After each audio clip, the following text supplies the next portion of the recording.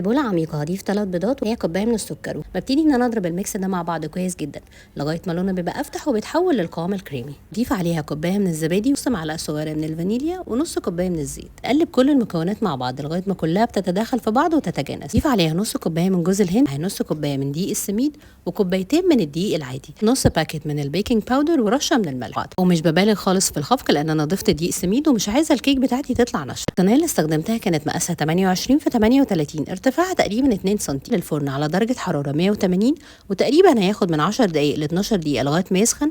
في الوقت ده هدخل الكيك فيه جوه التلاجة، وهخرج الكيك من التلاجة هدخله على الفرن مباشره. نحضر الشربات، والشربات استخدمت فيه كوبايتين ونص من السكر، 3 كوبايات من الميه مع رشه من الفانيليا. واول ما الشربات بتاعنا هيبتدي ان هو يغلي هضيف عليه عصره من الليمون، وبعد الغليان هخليه على نار متوسطه لمده من 3 ل 4 دقائق. والكيك اخدت في الفرن من 35 ل 40 دقيقه على درجه حراره 180. ما شاء الله زي ما انتم شايفين الكيك قد ايه فاصل من الجناب وبيشرب الشربات. وعلى فكره دي من اهم علامات نجاح اي كيك بيكون مستخدمين فيه سميد، شرب الشربات كلها وطعمها في منتهى اللذاذه.